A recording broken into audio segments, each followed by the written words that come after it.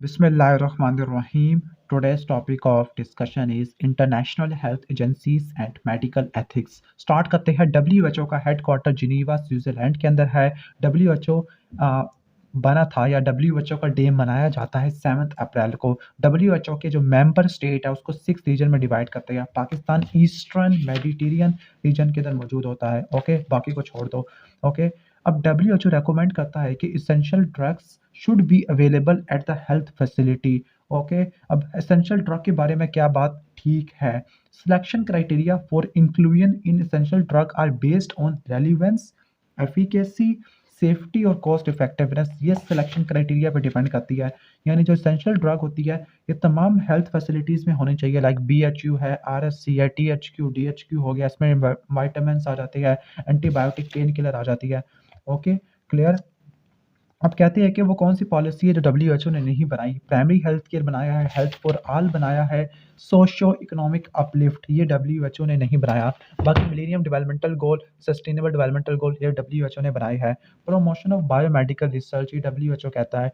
WHO खुद research नहीं करवाता बल्कि स्टिमुलेट करवाता है, कोऑर्डिनेट करवाता है WHO को। ओके, और WHO अवार्ड ग्रांट करता है टू रिसर्च वर्कर, लेकिन खुद एट सिर्फ रिसर्च नहीं कराता बल्कि तोहफे देता है। Okay, clear. हाँ, कहते हैं कि जो WHO स्पेशल प्रोग्राम है इसके अंदर 6 ट्रॉपिकल डिजीज को कवर किया जा चुका है। Number 1 malaria, schistosomiasis, trypanosomiasis, filariasis, leishmaniasis and the leprosy. Question number 7 की तरफ चलते हैं। यूनिसेफ WHO से भी पहले बना था। अब यूनिसेफ का जो हेडक्वार्टर है वो न्यूयॉर्क USA के अंदर होता है। ओके, यूनिसेफ बच्चों को और मदर को असिस्टेंस प्रोवाइड करता होता है। अब इसका जो करंट नेम है वो है United nation children fund. Okay, अब जो यूनिसेफ के मुताबिक most appropriate indicator for social development and the well being of people, तो वो अंडर 5 मोर्टेलिटी रेट आता है। ओके, और WHO ने एक चीज़ बनाई थी जिसको बोलते हैं गोबी FF। यूनिसेफ ने बनाई थी गोबी FF। जी का मतलब growth monitoring, oral rehydration solution, breast feeding, immunisation, family planning, female nutrition, female education आ जाता है। इनिशियली यूनिसेफ बना था कि चिल्ड्रन की इमरजेंसी नीड्स को पूरा किया जा सके in the post world war 2। Okay, लेकिन अब इसका फुल नेम है United nation international child emergency fund. उस टाइम ये था, अब इसका नाम है यूनाइटेड नेशन चिल्ड्रन फंड है। इसका हेडक्वार्टर न्यूयॉर्क USA के अंदर है। WHO के साथ मिलकर काम करता है। इसके बाद ये तो हमने पढ़ लिया अंडर 5 मोर्टेलिटी रेट, ये बहुत इंपॉर्टेंट होता है।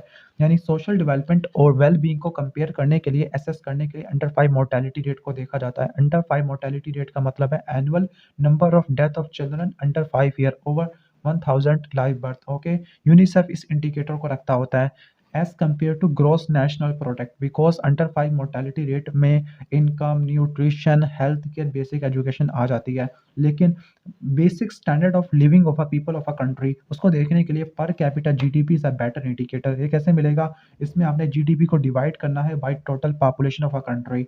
ओके, बाकी to assess the health status को असेस करने के लिए इन्फेंट मोर्टेलिटी रेट है। सोशल डेवलपमेंट और वेल बीइंग को देखने के लिए अंडर 5 है। स्टैंडर्ड ऑफ लिविंग को देखने के लिए पर कैपिटा GDP है। इन तीनों चीज़ों को आपने देख लेना। इसके बाद the international health organisation that has recommend GOBI FF, तो वो कौन सी होती है, यूनिसेफ होती है। ऑलरेडी मैं इसका बता चुका हूँ। Growth monitoring, oral rehydration therapy, breast feeding, immunisation, female education, family spacing या फैमिली प्लानिंग, फूड सप्लीमेंटेशन आ जाती है। ओके, 11th क्वेश्चन की तरफ आ जाते हैं।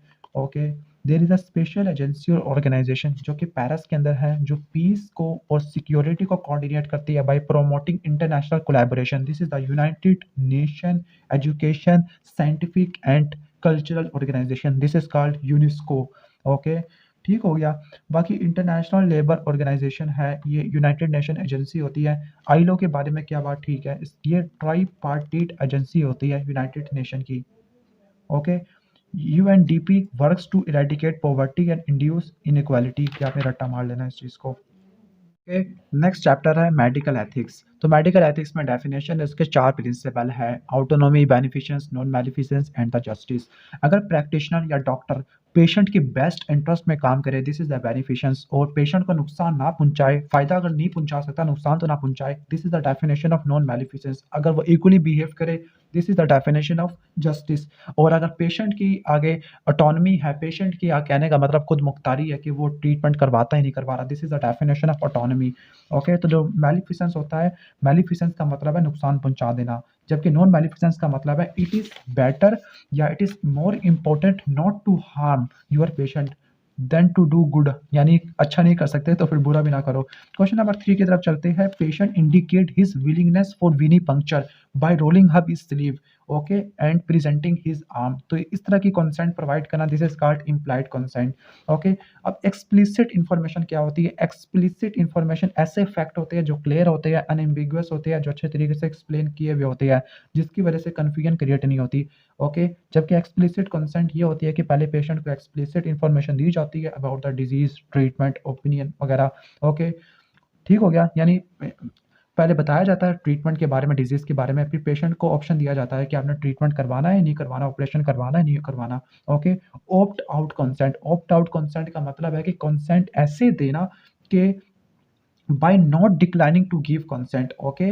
डिक्लाइनिंग को अगर अवॉइड कर दे तो इस टाइप के कंसेंट को बोलते हैं ऑप्ट आउट, ओके। यानी पेशेंट को कहा जाता है कि आपने कंसेंट को डिक्लाइन करना है, अगर वो डिक्लाइन ही करता दैट मीन्स कंसेंट मिल गई है, this is a opt out consent. जबकि इन्फॉर्म्ड रिटन कंसेंट क्या होती है कि पहले वॉलंटियर को बताया जाता है किसी भी ड्रग या ट्रीटमेंट के बारे में कि ये साइड इफेक्ट करवा सकती है, फिर इसके बाद साइन करवाई जाती है रिटन कंसेंट फॉर्म के ऊपर, तो ये डॉक्यूमेंटेड फॉर्म होती है, जिससे आपको रिसर्चर को किसी प्रॉब्लम से बचत मिल जाती है अगर कोई एडवर्स रिएक्शन हो जाता है। वर्बल कंसेंट डॉक्यूमेंटेड नहीं होती, ओके, क्लियर।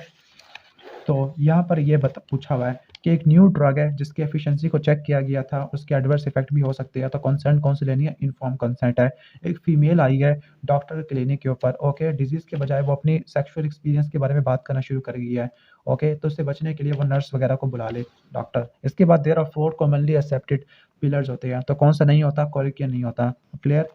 कोरिकियन क्या मतलब होता है? कोरिकियन का मतलब है द एक्शन और प्रैक्टिस ऑफ परसुएडिंग समवन, यानी किसी को परसुएट करना, यानी किसी को तरगीब देना, किसी को मोटिवेट करना, ठीक हो गया। This is done by aggressiveness, यानी किसी फोर्स थ्रेट से आप किसी को करवाते हो, ओके। और ये कौन से कोड के अंदर आता है? एब्सेंस ऑफ कोरिकियन इस one of the Nuremberg code होता है, न्यूरमबर्ग कोड होता है, ओके। जब प्रिजनर्स को फोर्स किया जाता था टू परफॉर्म एक्सपेरिमेंट, जो कि इनके लिए काफ़ी हार्मफुल थे, विदाउट देयर कंसेंट है, ओके, ठीक हो गया। बाकी ये जो डेफिनेशन है कॉन्फिडेंशियलिटी की है, कॉन्फिडेंशियलिटी को ब्रीच करा जाता है जब नुकसान होता है। इन्फॉर्म द पेरेंट्स और guardian of a friend who was threatened, इस केस में कॉन्फिडेंशियलिटी को आपने ब्रीच करना है।